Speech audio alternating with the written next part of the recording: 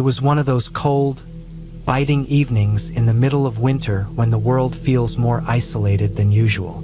I was about 7 or 8, just old enough to feel a little confident in the snow, but not enough to handle everything that came with it. We were living on a farm my family was renting, and the place always felt like it had been left behind. The house was old, creaking in places and drafty, but there was something peaceful about it. The fields around the house stretched out, empty and snow-covered for most of the winter. My family didn't own the land, we were renting it from a man who used it to raise cattle. We'd signed up for 4-H, and part of the deal was that we got to take care of some of the steers. The cattle were always out in the fields, far from the house, but we'd get to go out and feed them, clean their pens, and check on them when we could. I remember the cold of the barn, the smell of hay mixed with the sharp tang of cow manure. But even though it was a lot of work, I liked the routine of it. It gave us something to do in the long, dark winter days. That evening, we decided to take my sister's friend out to see the steers. It had been a quiet day, with a thick layer of snow freshly fallen, covering everything in white. The trees looked like dark silhouettes against the pale sky, and everything was muffled under the weight of the snow. The house was quiet except for the creaking of old wood and the occasional snort from the cattle in the barn. My older siblings had a way of doing things faster with less hesitation. They were all a few years older than me, and they never had trouble in the snow. They were tall, and their legs could move through the deep stuff without much effort. But I was smaller, and the snow was deep enough that I had to work harder to keep up with them. We were walking toward the fields, the cold air biting at our skin, and my sister's friend was excited to see the steers. I remember the crunch of our boots in the snow, the way each step felt like it sank a little deeper. We walked for a while, and I could see the cattle in the distance, grazing under the sky. The sun was already starting to set, casting a dim orange glow over everything. The wind cut through the trees, making the snow swirl in small flurries. I kept trying to catch up with my siblings as they joked and laughed, but they kept moving faster and faster, heading toward a field I didn't know as well. It was a shortcut, they said, but I wasn't sure about it. "Slow down," I called out, but my voice got lost in the wind. They didn't seem to hear me, or if they did, they ignored me. They were absorbed in their own conversation, too wrapped up in it to notice that I was struggling to keep up. I couldn't help but feel a bit left behind. It wasn't unusual, but that evening it felt more real. I couldn't shake the feeling that they didn't care. They were so far ahead, already making their way across the field, when the snow suddenly gave way beneath my feet. At first, it didn't make sense. One moment I was walking, trying to keep up, and the next I felt the snow collapse beneath me. It wasn't a smooth fall. It was more like the ground just disappeared. My legs went down and I followed, sinking deeper. I had no idea how far I'd fallen, but the snow piled up around me, quickly reaching my knees, then my chest. My arms flailed out, but there was nothing to grab onto. The snow was dense, almost like quicksand, and it felt like the world was swallowing me up. I didn't panic right away.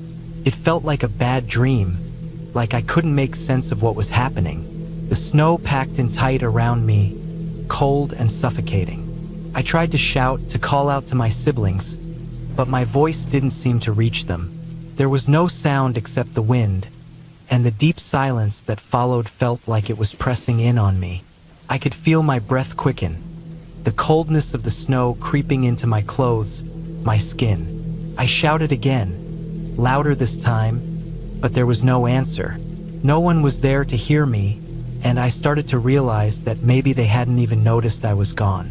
The snow was up to my chin now, and I could feel the weight of it pushing down on me. The snow wasn't soft and fluffy. It was heavy, packed by the wind, and it was cold enough that I felt my whole body start to stiffen. I tried to move my arms to pull myself up, but it was useless. Every time I moved, more snow filled the space where I had been. The more I struggled, the deeper I seemed to sink. I wasn't sure how much time had passed, but it felt like hours. I couldn't hear anything anymore. No voices, no footsteps, no wind, just the silence of the snow pressing in around me. The cold started to get to me, numbing my fingers, my toes, my nose. It was as if I was fading in and out of awareness, sinking deeper into the snow with every passing moment. I thought about my siblings, about how they had left me behind, how they probably didn't even know I wasn't with them.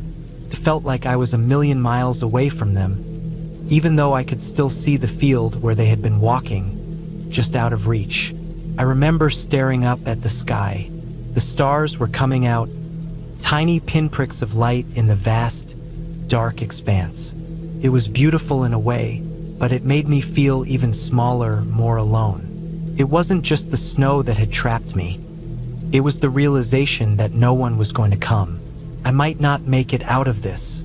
For what felt like an eternity, I just laid there, staring at the sky, resigned to the idea that I wasn't going to get out. The cold was unbearable, and I could barely move my limbs anymore. I tried to shout again, but the words got lost in the thick, heavy air. There was no one to hear me. There was nothing but the snow, the night, and the stars above.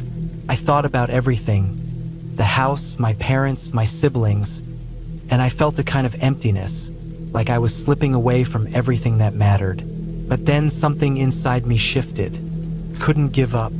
I couldn't just let the snow take me. I had to try. I began to push, slowly at first, digging my hands into the snow. It wasn't easy. The snow was packed so tight, and it felt like every move I made only made it harder. But I kept going, one little scrape at a time. I could feel my arms burning with the effort, my body aching from the cold. But I didn't stop. The longer I worked, the more desperate I became. It took a long time, longer than I would have ever thought, but finally, I broke free enough to start pulling myself out. My boots were gone by then. I'd lost them in the snow. The cold was biting into my feet, but I didn't care. I just had to get out. I grabbed onto the barbed wire fence that I knew was nearby, and using it for support, I climbed over it in my socks. I could barely feel my fingers by then, but I made it. I stumbled through the snow, my heart racing, my legs trembling with exhaustion. My feet were numb, my body was stiff, but I kept moving. Every step felt like it might be my last, but I knew I had to get back. I had to get home. The house was still a long way off, but I kept going, through the snow, past the field where the steers were grazing, through the yard until I finally reached the door. My parents were inside, looking at me with confusion. They didn't know how long I had been gone. My siblings hadn't mentioned anything about me getting lost, or that I was stuck in the snow. To them, I had just been playing outside. It wasn't until spring that the landlord came around to fill the hole I had fallen into. He brought my boots with him, both of them, caked in mud and snow. He didn't say much, just explained that he had found it while working on the farm. I didn't say anything either. I didn't have the words.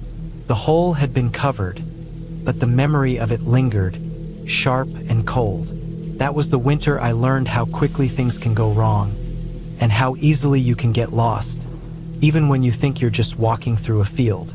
It was a lesson in survival, in how your body can push past limits, and in the way the world can feel so big and so empty when you're all alone in it. But in the end, I made it. I got out, and that's something I'll never forget.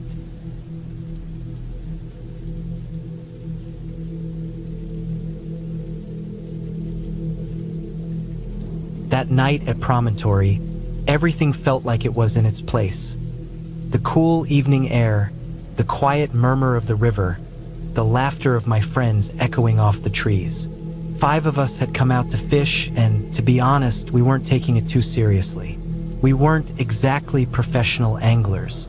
It was just one of those days where the fish didn't matter, and the company and the cold beer did. The night had drawn in quietly, the sun dipping below the horizon as the forest around us began to grow dark. We had been fishing for hours, and with the last rays of sunlight gone, we were now standing next to the truck, talking and laughing like idiots. We were feeling good. We'd been drinking, some of us had been smoking, and the mix of the two made everything feel hazy in that perfect, euphoric way. The kind of good that only comes with good friends, a bit too much to drink, and a successful day of fishing. We had our rods packed up, our gear stashed in the back of the truck, and we were just hanging out by the roadside.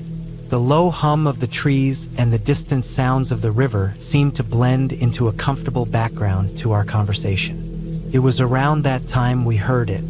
At first, it was barely noticeable. A faint rumble in the distance, the kind you might dismiss if you weren't paying attention. But we all heard it, and as it grew louder, we couldn't help but focus on it. It sounded strange, like an old clunker of a car struggling to keep up. The engine sputtered, backfiring a couple of times. The thing was loud, louder than any normal car should be, and it was heading toward us, getting closer with every passing second. You could hear every rattle, every pop in the engine. One of us, I think it was Jake, came up with the idea to mess with whoever was in that car. "Let's give him a good ol' moon," he said, grinning like an idiot. We all looked at each other for a second, the alcohol buzzing in our systems, the high of the night setting in, and we just laughed. It was stupid, but it sounded like a good time. The car was coming, and it wasn't like anyone else was around. Just us, the truck, the trees, and this piece of junk car creeping down the road. I don't even know why it felt like a good idea. I guess in that moment, we didn't really think much of it. Maybe it was the alcohol. Maybe it was just being surrounded by the isolation of the place. Whatever the reason, when the car came close enough, Jake dropped his pants, bent over, and gave them a full moon. All of us busted up laughing, watching him from behind the truck as he wiggled his ass at whoever was driving. That's when everything changed. We hadn't expected what happened next. The car was going maybe 40 miles an hour at most, but the moment it passed us, we heard it, the screech of tires on gravel. It was a sound you don't forget. A terrible, high-pitched, metal-on-gravel scream. The car's engine revved, and then it seemed like everything slowed down for a second. The car fishtailed, swerving wildly, the headlights flaring in every direction. It went off the road and into the ditch, the tires kicking up dust and rocks. For a brief moment, all we could do was stare at it, dumbfounded. Then, everything snapped into focus. We all ran. Without a word, without even thinking, we took off toward the ditch. Maybe it was instinct, maybe we just wanted to make sure the guy wasn't hurt, but we started moving fast, all five of us. We were shouting, not in panic, but more out of concern. The sound of our shoes hitting the gravel echoed as we ran, and even though we were in the middle of nowhere, there was an eerie quiet that hung over the night, like the whole world had paused to watch what was happening. We got about halfway to the car when we saw him, the driver. He had just opened the door, stepping out onto the gravel, his body silhouette framed by the dim light from the wrecked car. For a second, he just stood there, looking at us. His expression was hard to read, but it was the tone of his voice that hit us like a ton of bricks. When he spoke, it was in a low drawl, thick with an accent I couldn't quite place. He said, "So, y'all like showing your ass, do you?" That's when my stomach dropped. For a moment, I thought he might just be pissed off and yelling. I don't know why, but in my head, I thought maybe we could apologize, explain it was just a joke. But the way he said it, slow and deliberate, made everything feel wrong. Something about the way he stood there, his posture tense, told me this wasn't going to be a friendly conversation. And then I heard it, the unmistakable sound of a gun being cocked. Click, click. That sound is something you never forget. It's the kind of sound that makes every hair on your body stand up, the kind that freezes your blood and makes your heart skip a beat. It felt like time stopped for a moment, and I knew instantly that this was no joke anymore. Without thinking, we all turned and ran. We didn't look back. We didn't hesitate. we just ran, our footsteps pounding the ground, our breath coming in ragged gasps as we made our way back to the truck. The gravel seemed to stretch on forever, the distance between us and the car seeming to grow impossibly long. But we didn't stop, not until we were by the truck, the door already open, and we piled in as fast as we could. I don't know if we even slammed the door shut or if we even thought about it, we just sped off. We didn't talk about it much in the truck. We were too shaken up. All of us were silent. The only sound in the cab, the roar of the engine and the hum of the tires on the road as we sped off. Our eyes constantly flicking to the rearview mirror. We drove like we were being chased, like that man was right behind us. And in a way, I guess we felt like we were. We didn't have cell reception for a while, but when we finally got it, we called the cops. Gave them the whole story, shaky voices and all. The 911 operator didn't seem all that concerned at first, maybe because we were just a bunch of drunk idiots, but when we explained what had happened, things changed. The operator told us to meet the cops at a nearby convenience store. We parked at the store, watching the road nervously, waiting for the cops. Our nerves were on edge.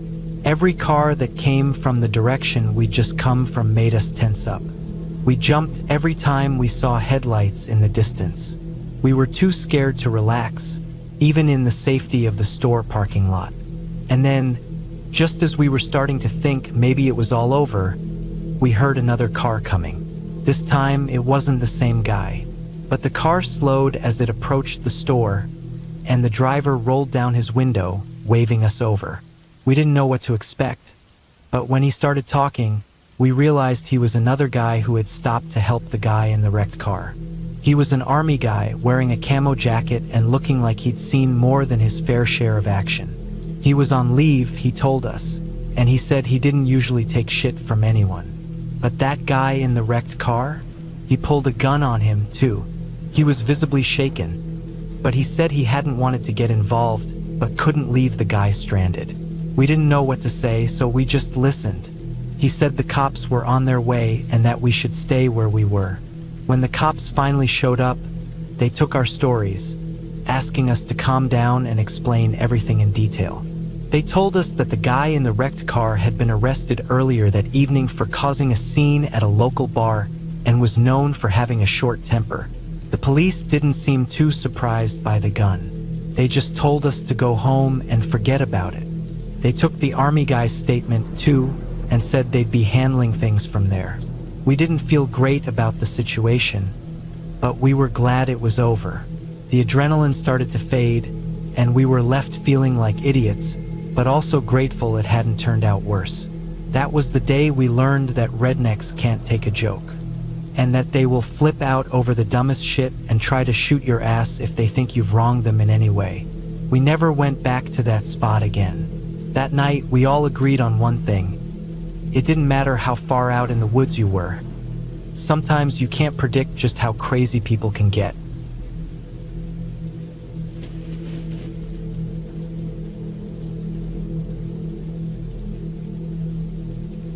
Camping was never my mom's favorite thing, but that summer, she didn't have a choice.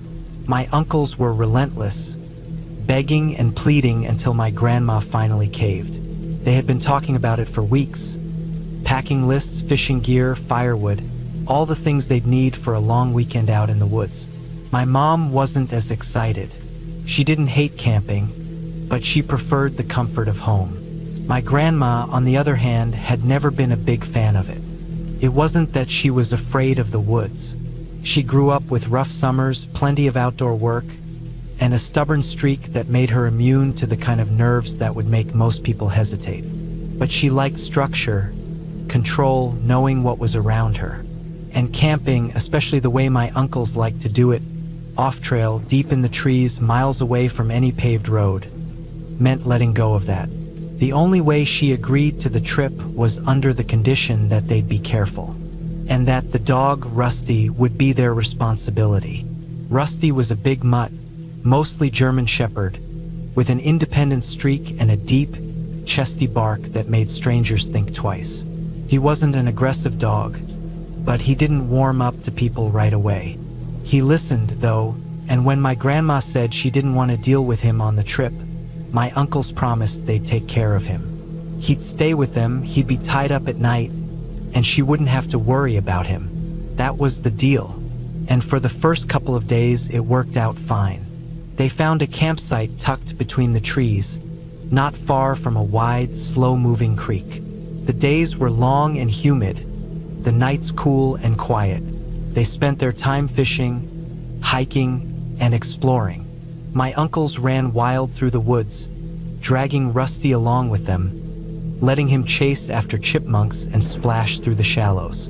At night, my grandma made sure the fire was out, the food was packed away, and that Rusty was secured in the truck, away from the smells of whatever animals wandered nearby. It was supposed to be simple. The night it happened, my grandma had been the last one to settle in. The fire had burned down to coals. The air was thick with the scent of wood smoke and damp earth, and everything had that deep, peaceful quiet that only the woods can give you. The only thing she remembered before falling asleep was the sound of the water running in the creek. And then later, much later, she woke up. First, she didn't know why. The tent was dark, the air cool. There was no noise, no movement outside, but something felt off. She was groggy, still half asleep, trying to make sense of the feeling. Then, something cold touched her face, a wet nose, pressing against her cheek, sniffing, nudging. Rusty. She groaned, shoving weakly at him, still caught in the haze of sleep. His breath was warm, his nose damp against her skin as he sniffed at her ear, then her jaw. The tent must not have been zipped all the way. "Go on," she muttered, swatting at him.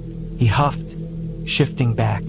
She felt his weight shift as he backed out of the tent, brushing against the fabric. She didn't think twice about it. She just rolled over, pulling the blanket over her shoulder, and fell back asleep. It wasn't until the morning that she remembered. She had barely opened her eyes when she heard my uncles arguing over the fire, their voices half laughing, half annoyed. She didn't catch what they were saying at first. Her mind was still heavy with sleep. Then something about the dog, Rusty. She sat up, rubbing at her face, and climbed out of the tent, stepping into the cool morning air. The sun was barely up, mist curling low across the ground. She found them standing near the truck, Rusty sitting next to them, ears perked up. She didn't think anything of it at first, not until she saw the way they were looking at her. "The dog," she said. "Did you leave him tied up last night?" My oldest uncle gave her a confused look. "Yeah, he was in the truck all night." The words didn't land right. They didn't make sense. She frowned, glancing at Rusty, then back at my uncles. "No, he wasn't. He got into my tent." Silence. My uncles exchanged looks, then turned back to her, dead serious. "No, he was locked in the truck." My grandma felt her stomach turn. She could still feel it. The weight shifting in the tent, the warm breath, the damp nose on her face. It had been real. It had been something. Something that wasn't Rusty. A heavy silence settled over them, thick and uneasy. Then my mom pointed at the ground. "Look." My grandma followed her gaze. The dirt outside her tent was disturbed, pressed down with tracks that hadn't been there the night before. Not dog tracks, bear tracks. A bear had wandered into the campsite, nosed into her tent, and pressed its cold, wet nose right up against her face. She had swatted at it, told it to go away, and somehow it had listened. Her hands felt numb, her stomach twisted in on itself. They packed up camp that morning. No one argued, no one hesitated. My uncles had wanted that trip more than anything, but as soon as my grandma said they were leaving, they didn't question it. The ride home was quiet. Even years later, she didn't like talking about it. Not because she was afraid, but because of how close she had come to something she didn't understand until it was too late. because of how close they had all been to something that could have gone so much worse. Because sometimes the scariest things are the ones that don't feel scary until you really think about them, until you realize just how lucky you were.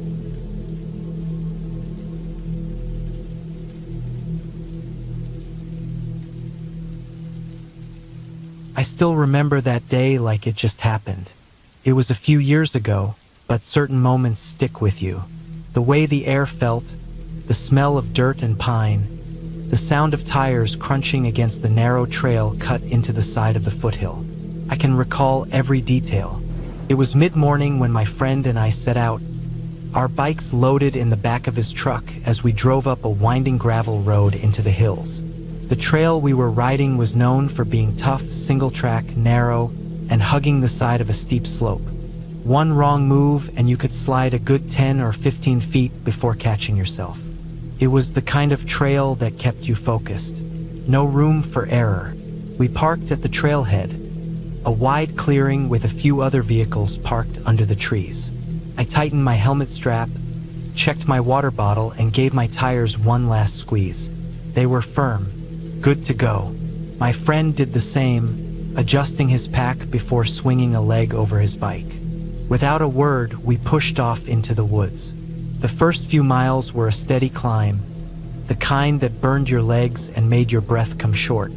The sun cut through the trees in long golden streaks, warming the dirt beneath us. It was quiet except for the hum of tires over the trail and the occasional chatter of birds in the canopy above. We rode in single file, my friend leading, both of us focused on the winding path ahead. As we climbed higher, the trees thinned, giving way to patches of open hillside. The view stretched out over the valley below, a rolling sea of green with the occasional glint of water from a hidden creek. It was the kind of place that made you forget about everything else, just you, your bike, and the trail. We hit a section of downhill, a smooth stretch where the trail curved gently back and forth. It was the kind of ride that made all the uphill suffering worth it. I let off the brakes, feeling the wind rush past as I picked up speed. My friend was just ahead, his tires kicking up small clouds of dust as we carved through the turns.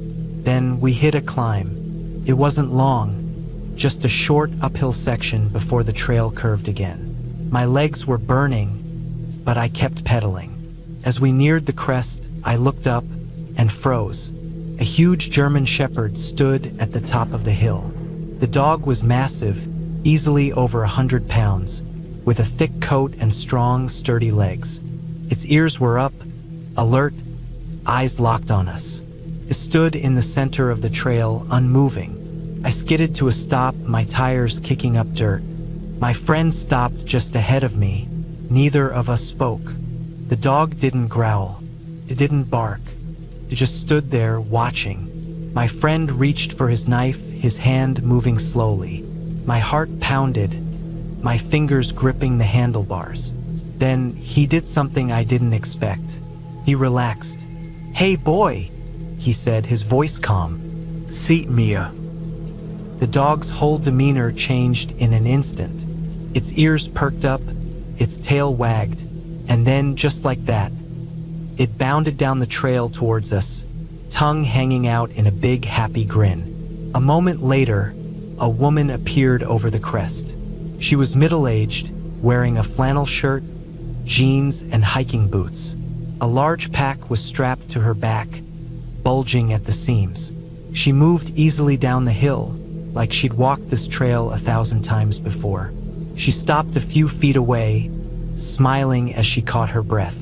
The dog circled back to her, still wagging its tail. Now that it was closer, I noticed it had a small saddle pack strapped to its back, the kind you see on working dogs. She adjusted the straps on her pack, then nodded at us. "You mind doing me a favor?" she asked. We glanced at each other.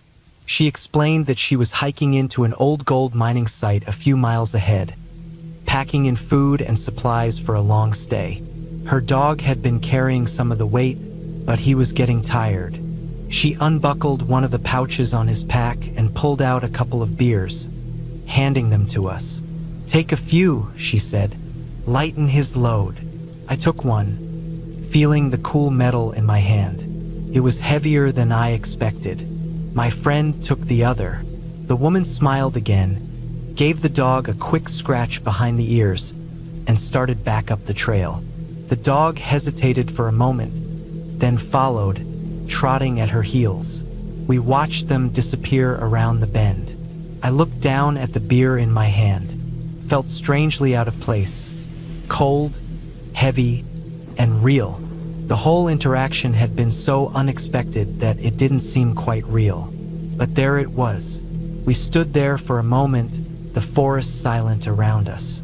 Then, my friend shrugged, stuffed the can into his pack, and climbed back onto his bike.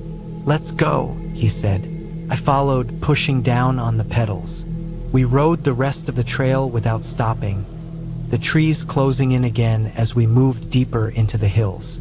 I kept thinking about that woman, about her dog, about where she was headed. Somewhere out there, past the bend in the trail, was an old gold mining site. I never found out where, and I never saw her again, but I still have that beer can.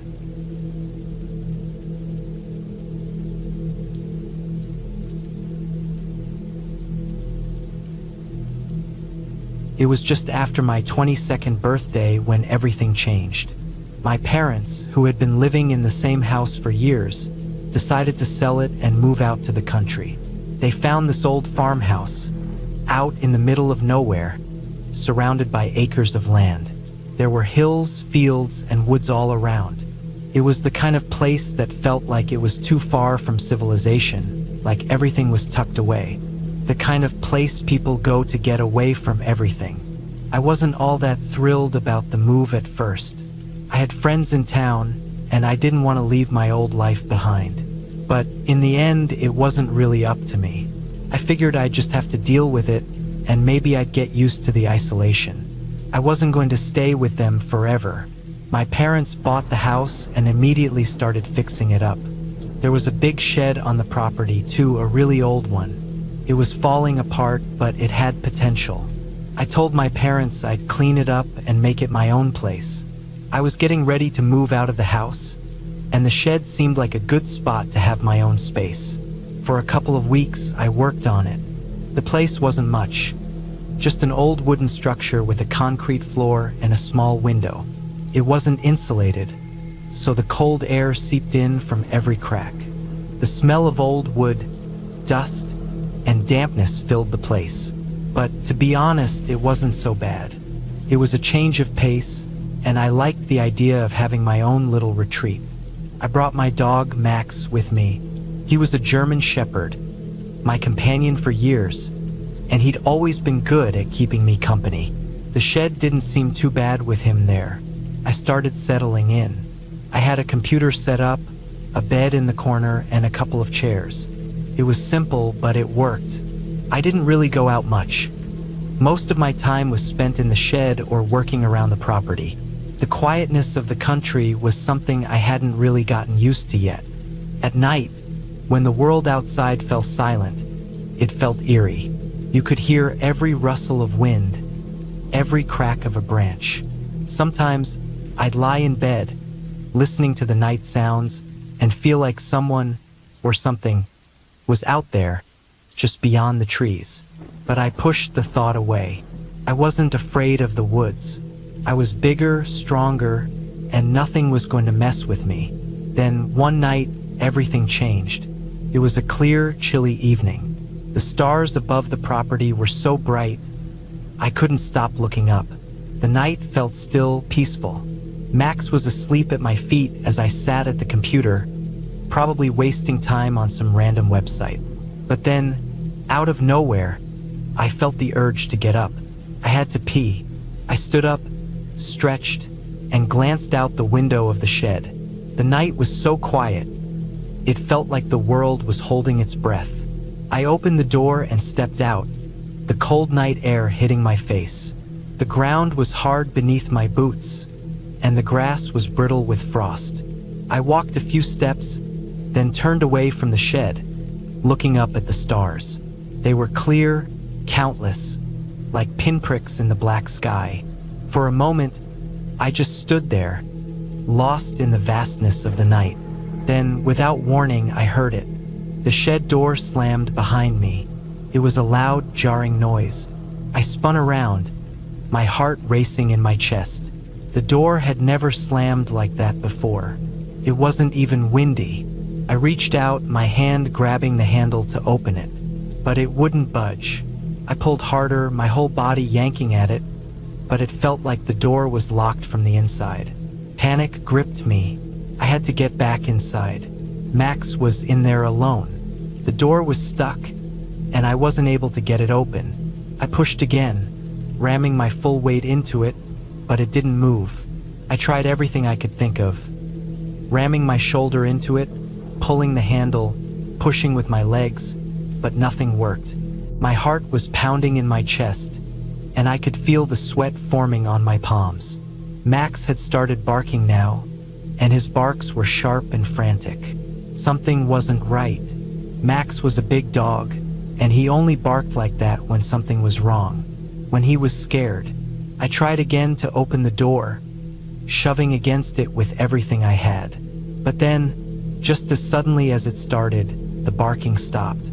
There was nothing, no sound at all, just silence. A cold, heavy silence. My stomach twisted. I called out for Max, but there was no response. I felt my heart drop. I wasn't sure why, but I knew something was terribly wrong. I slammed into the door one last time, using all my strength, and the door flew open with a groan. I stumbled inside, half blind from the sudden shift in light. It was pitch black in the shed now. The light was off and I couldn't see a thing. The darkness swallowed the place whole. My mind was racing as I fumbled around, trying to find the switch. My hands were shaking, and my breath came in short gasps. I heard nothing now, not even the usual sound of the house creaking in the night or the wind moving outside. Finally, my fingers found the flashlight. I grabbed it, clicked it on, and pointed it into the blackness. The beam cut through the darkness, illuminating everything in its path. I didn't expect what I saw. Max was in the corner, as far away from me as possible. He was crouched down, shaking violently. His eyes were wide and unblinking. He looked terrified. I couldn't understand it. Max had always been a strong dog. He wasn't scared of anything. But there he was, curled up into the smallest ball he could make, trembling like he'd seen a ghost. I took a step forward, my mind still racing, still trying to make sense of everything. As soon as I moved toward him, he jumped, leaping straight into my arms, his body pressing hard against mine. He was still trembling, his heart pounding in his chest. I could feel it against my arm as I held him. He wouldn't stop shaking. "Shh, it's okay," I whispered, even though I wasn't sure if it was really okay. But he wouldn't let go. He pressed himself even closer, and I could feel his fear. Whatever had happened in that shed, it had terrified him. I didn't waste any time. I picked him up, holding him against me as I turned and bolted for the door. I ran out of that shed faster than I ever thought I could. My feet pounded the ground, and my breath was ragged as I pushed myself harder and harder. When I finally made it back to the house, I didn't stop. I didn't even look back at the shed. I just slammed the door shut behind me and sat down on the couch, still holding Max in my arms. I didn't know what had happened. I didn't know why he was so terrified or why I couldn't see anything that would explain it. Max wouldn't go anywhere near the shed after that night. He wouldn't even go close to that part of the property. He wouldn't go outside by himself either. He would wait by the door until I went with him, always looking around, his eyes darting nervously. It wasn't like him. I couldn't bring myself to go back to that shed, either. Every time I thought about it, I remembered the way Max had been shaking, the terror in his eyes, and I just couldn't do it. My parents never really understood. They thought I was being paranoid. They thought I was just spooked by the quiet country life. But I knew what I felt. I knew what Max felt. It wasn't the place for me, and it wasn't the place for Max either. I never set foot in that shed again. And long story short, avoid sheds.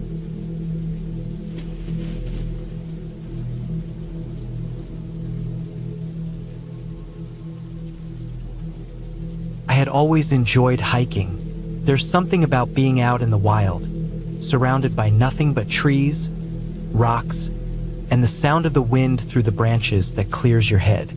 So when my girlfriend suggested we hike up the mountain to catch the sunrise, I was all for it. We had been talking about it for a while, and finally the day came. The weather was perfect for an adventure: clear skies, cool temperatures, and the promise of a beautiful view. The trail was a moderate one, not too difficult, but steep enough to make us break a sweat as we made our way up. It was quiet. The only other people on the trail were those coming down, their faces red from the exertion. Some offered friendly waves, but most just focused on their descent, probably eager to get back to the parking lot or home. We smiled, exchanged a few words, and continued on our way, the sound of our boots crunching on the dirt path filling the air. It was getting later in the afternoon when we realized that we hadn't passed anyone in quite some time. The trail was becoming less crowded, and soon enough we found ourselves completely alone. The fading sunlight cast long shadows across the trail, and the quiet was almost comforting. But as the minutes ticked by, I began to notice something that didn't sit right. There was no one else around. We hadn't seen another hiker in ages. Not a single car in the parking lot when we left earlier, either. It was almost as if we were the only two people on the mountain. "Do you think we're going to make it to the top before dark?" my girlfriend asked, her voice a little uncertain. I glanced up at the slope ahead. It was steeper now, and the shadows were growing longer. The sun was low in the sky, and we still had a bit of a climb ahead of us. But I was determined to get to the top, even if we had to make camp there for the night. "We'll make it," I said, trying to sound confident. "We've got time." But we didn't. As we climbed higher, I could feel the chill creeping in.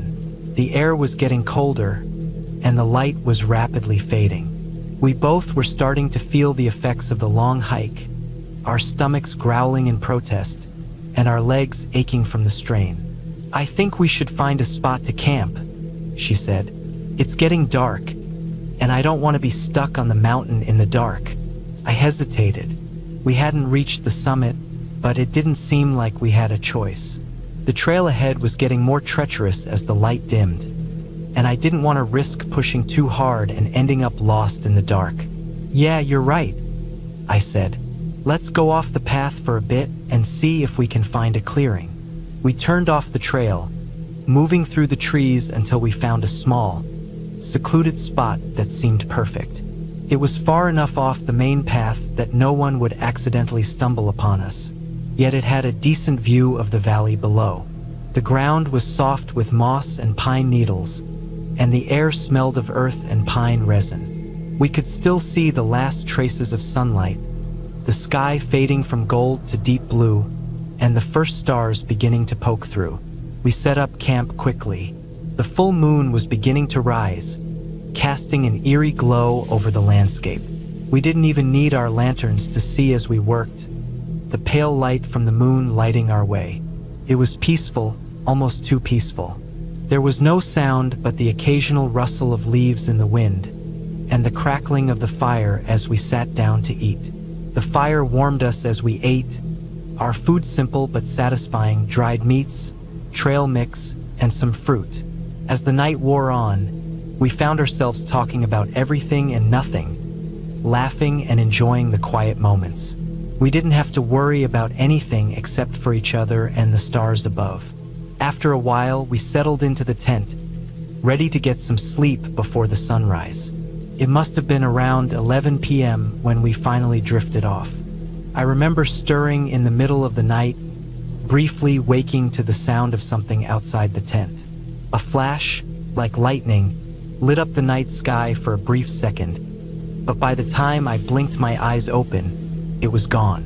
I thought I heard something, but it was hard to tell. I dismissed it, thinking it was just the wind or my mind playing tricks on me, and fell back into a deep sleep. The next thing I knew, I was being gently shaken awake. My girlfriend's voice was soft, full of excitement. "Hey, wake up. The sun's going to rise soon," she whispered. I rubbed my eyes and glanced around, still groggy. The first thing I noticed was that the ground wasn't wet, though it had been a dry evening. I couldn't explain it, but the earth felt firm beneath me. It was strange. I pushed the thought aside, focusing instead on the view ahead. The sky was lightening as we crawled out of the tent. The full moon had set, and the stars were beginning to fade as the horizon brightened. The view from our little clearing was breathtaking. The valley below was dotted with patches of trees, the mountains rising in the distance, and the sky was painted with soft hues of pink and orange as the sun slowly began to rise. I pulled my camera from my bag, eager to capture the moment. It was a sight I would never forget, and I wanted to keep it forever. The colors in the sky were nothing like what I had seen before. It felt magical, like the world was unfolding before us. I snapped a few photos, though I knew the camera could never quite do it justice. We spent the next hour just sitting there, enjoying our breakfast, talking about life, and soaking in the beauty around us. The morning was crisp and clear, the air fresh with the scent of pine and earth. I felt at peace, like the world had stopped for just a moment, allowing us to enjoy everything around us. Eventually, we packed up our things, ready to make the descent back down. We headed toward the car, our footsteps crunching on the dirt trail. The sun had fully risen by then, and the warmth from the day's light was beginning to chase away the chill of the early morning air. It wasn't until we reached the car that my girlfriend asked for my camera. She wanted to look at the pictures we had taken, so I handed it over without a second thought. She started flipping through the photos, a smile on her face as she relived the morning. But then, her smile faded, and I could tell something was wrong. "Look," she whispered, her voice shaky. She handed me the camera and I saw the photo. It wasn't a picture of the sunrise, nor a shot of the beautiful valley. It was a picture of us, both of us sleeping in the tent. We were clearly visible in the photo, our bodies tucked into our sleeping bags, faces relaxed in sleep. Couldn't believe it. Someone had come into our tent while we were asleep, taken the camera out of my bag, and taken a picture of us. The hairs on the back of my neck stood up. I didn't understand. How could someone have gotten so close without us hearing anything? The tent was zipped up tightly when we went to bed. And who would do something like that? The picture wasn't a fluke. It was clear, crisp, and detailed. The only explanation was that someone had been right there, standing over us, watching us sleep. My mind raced as I tried to make sense of it. There had been no one else on the trail when we camped, no one for miles. We had even made sure to go far off the beaten path, away from the main trail. How could someone have known where to find us? And why? What kind of person would do something so disturbing? I felt a cold shiver run down my spine, and for the first time in hours, I realized just how alone we had been out there. No other hikers had passed by in the dark. No one had ventured into the clearing. And yet, someone had found us. Someone had been close enough to take that picture, to invade our privacy while we were vulnerable. My girlfriend and I didn't speak much after that.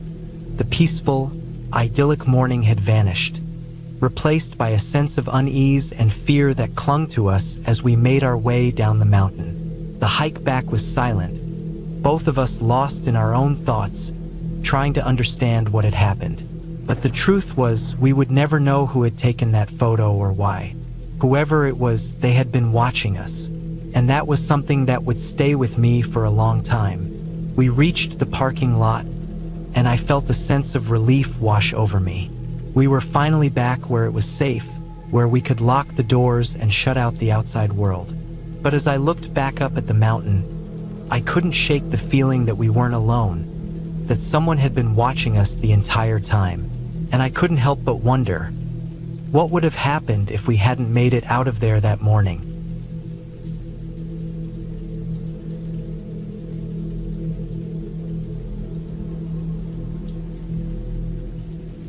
I took the job in the bush for the summer, thinking it would be hard work but straightforward. Swing a shovel, take some measurements, do the occasional survey, and enjoy the quiet out in the middle of nowhere. It wasn't glamorous, but I liked the solitude, the steady rhythm of labor, and the feeling of being somewhere so far removed from the world. There were no car horns, no crowds, no distractions. Just me, my gear, and the deep, endless woods. It was the kind of job where you learned to live with discomfort. The early mornings were damp and cold, the afternoons were humid, and the mosquitoes were relentless. I wore layers, but the sweat and dirt still found their way through. My boots were always caked in mud, my hands rough from swinging tools, and my back constantly sore from carrying equipment over uneven ground. But I didn't mind. That morning, I was assigned to redo a survey at one of the cut blocks. It was a familiar location, about an hour's drive down logging roads that twisted through dense forest. The last stretch of the drive was rough, deep ruts, loose gravel, and patches of mud from recent rains. My truck bounced and groaned as I crawled over the worst sections, but eventually, I pulled up at the site. It was a typical cut block, a wide, open scar in the forest where trees had been felled and hauled away. What remained was a chaotic mess of stumps, splintered logs, and piles of broken branches. Some of the debris had been cleared into rough windrows along the edges, but most of it still littered the ground. The place smelled of fresh-cut wood and damp earth, the scent carried by the slight breeze rolling down from the hills. I grabbed my gear, shovel, notepad, flagging tape, and started walking towards the far side of the block where I needed to recheck some markings. The footing was tricky, with loose branches ready to snap underfoot and hidden holes between stumps waiting to twist an ankle. I took my time, watching my step, the morning sun rising behind me, casting long shadows over the slash. As I neared the edge of the cut block, something caught my eye, movement in the trees. I paused, adjusting the strap of my gear, and focused on the spot. A few shapes shifted among the undergrowth, dark and solid against the green. Then, one by one, they emerged. A small herd of moose. I had never seen moose in the wild before. Pictures didn't do justice to their sheer size. Even the smallest one was massive, easily taller than me at the shoulder. They stood just at the tree line, partially obscured by brush, their long legs and heavy bodies framed against the dark trunks. For a moment, we just stared at each other. Then, with a shuffle of hooves and a flick of ears, they turned and disappeared into the forest. All except one. One moose lingered at the edge of the trees, standing half in shadow, half in sunlight. It was bigger than the others, its dark brown coat thick and matted in places. No antlers, but it had the build of a bull, thick neck, broad chest, powerful shoulders. Then it called at me. The sound was strange, somewhere between a grunt and a honk, deep and resonant. I wasn't sure what came over me, but I decided to call back. Maybe it was curiosity, maybe excitement, or maybe just stupidity. But I mimicked the sound, doing my best to copy the deep, throaty noise. To my surprise, the moose responded. It took a few steps out of the trees, its ears swiveling forward. Then it honked again, louder this time. I laughed, thinking I had some kind of weird back and forth going with it.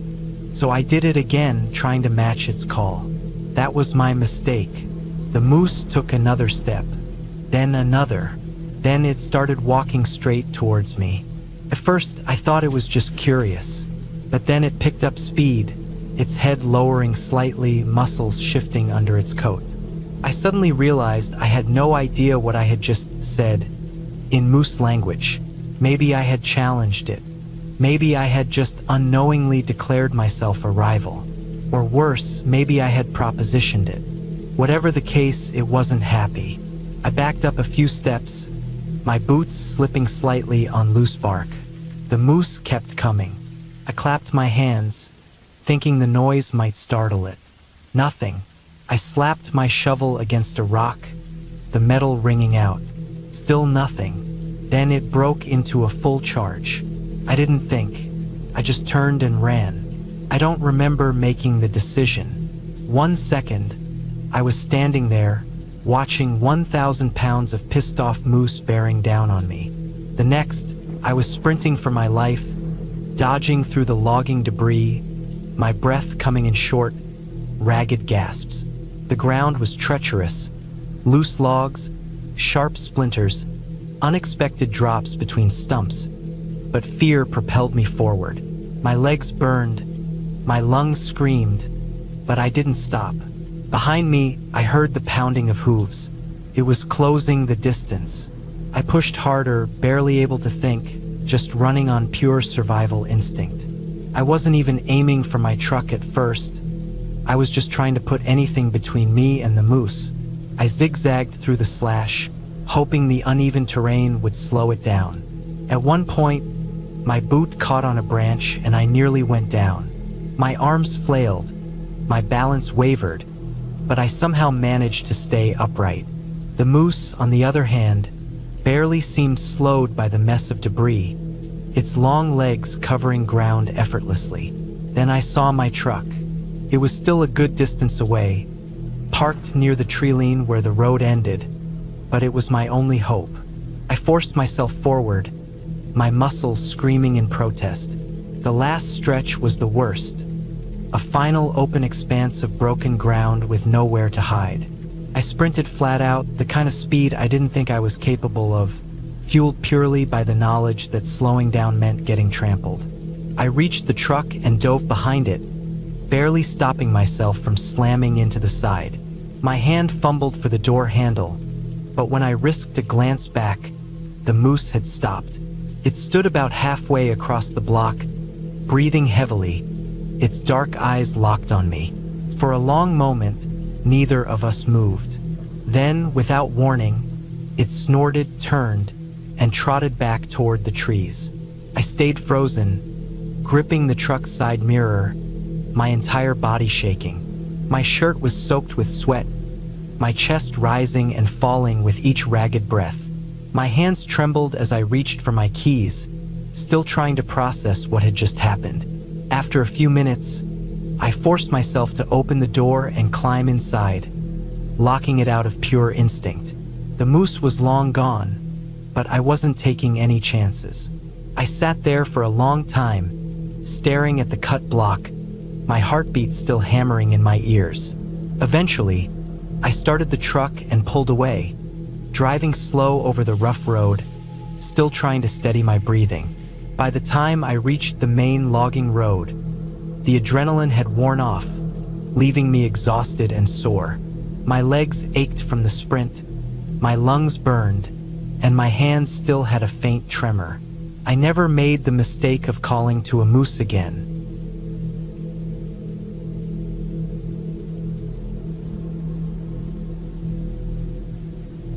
There was nothing around us for miles, just open land, a stretch of forest, and that ridge in the distance. It was the perfect place for a camping trip, away from everything. No roads, no houses, no lights, just us, our tents, and the fire crackling in the cool night air. The sun had been gone for a while, and the sky was black now, no glow left on the horizon. We sat around the fire, talking, warming our hands, letting the heat soak into our faces. The grass under us was dry and soft, flattened from where we'd been sitting. The air smelled like wood smoke, pine, and the distant scent of damp earth rolling in from the trees. I don't know why I looked up when I did, but my eyes went straight to the ridge. It was maybe 200 feet away, a dark rise against the night. And then I saw it, a shape moving along the top, just a little darker than the sky behind it. Someone walking, no flashlight, no hesitation, just a steady, even pace. I felt my stomach tighten. We were in the middle of nowhere. No roads nearby, no hiking trails. And this person, whoever they were, wasn't wandering or looking around. They weren't carrying a rifle like a hunter, and they weren't dressed in bright clothes like a hiker. They were just moving, straight across at the same pace like they had somewhere to be. For a second, I thought maybe it was a cop coming to tell us to leave. But they didn't stop, didn't turn toward us, didn't do anything but keep walking. I followed them with my eyes, watching their slow, steady path until they reached the far side of the ridge. Then, just like that, they were gone, swallowed by the darkness. I stared for a long time after, waiting, but nothing happened. Eventually, I let myself relax. Maybe it was just some farmer or rancher. Maybe a hiker who knew the area. It was weird, yeah, but not impossible. The fire was burning lower now, and someone mentioned we needed more wood. There were old, dry sticks just inside the tree-line, so a few of us grabbed lights and headed over. The moment we stepped into the woods, the air changed. It was colder, the trees blocking out what little warmth the fire gave off.